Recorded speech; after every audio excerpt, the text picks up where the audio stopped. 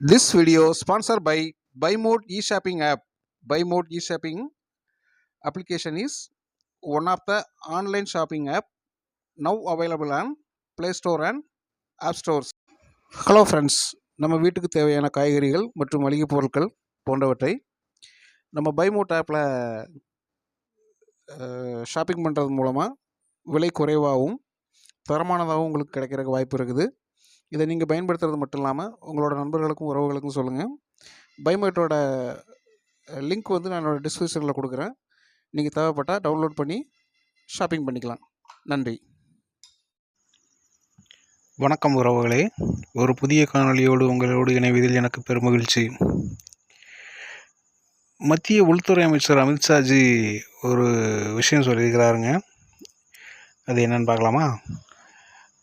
ஊழலையும் முறைகேடுகளையும் மறைக்கவே மொழி பிரச்சனையை எழுப்புகின்றார்கள் என்று மத்திய உள்துறை அமைச்சர் அமித்ஷாஜி கூறினார். தேசிய கல்விக் கொள்கை தொடர்பாக மத்திய மாநில அரசுகளுக்கிடையே மோதல் ஏற்பட்டு உள்ளது. இந்தி திணிக்கப்படுவதாக கூறி திமுக உள்ளிட்ட கட்சிகள் கூற பாஜக மறுத்து வருகிறது. இந்த நிலையில் மாநிலங்களவையில் அமித்ஷாஜி பேசியதாவது: பொறியியல், மருத்துவம் உள்ளிட்ட படிப்புகளை தமிழில் படிக்க வழிவகை செய்தது தேசிய ஜனநாயக கூட்டணி அரசுதான். இந்தி எல்லா மொழிகளுக்கும் நண்பன்தான். மொழியை வைத்து அரசியல் செய்வோரை நாங்கள் அம்பலப்படுத்துவோம்.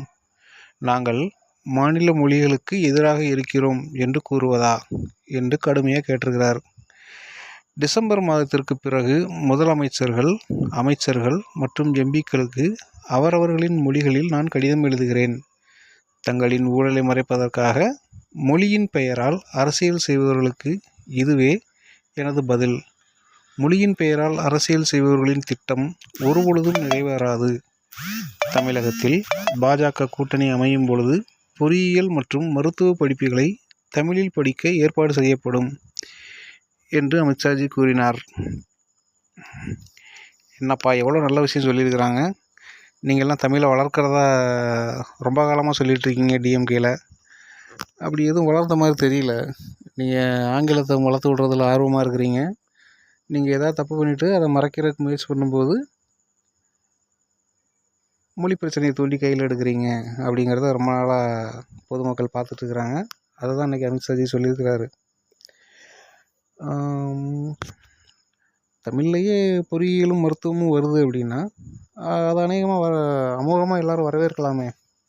இன்னொரு மொழி படிக்கிறதுல டிஎம்கேக்காரங்களுக்கு என்ன பிரச்சனை? நன்றி உறவுகளே, இந்த காணொலியை முழுமையாக கேட்டமைக்கு. மீண்டும் ஒரு புதிய காணொலியோடு விரைவில் இணைகிறேன். நன்றி, வணக்கம்.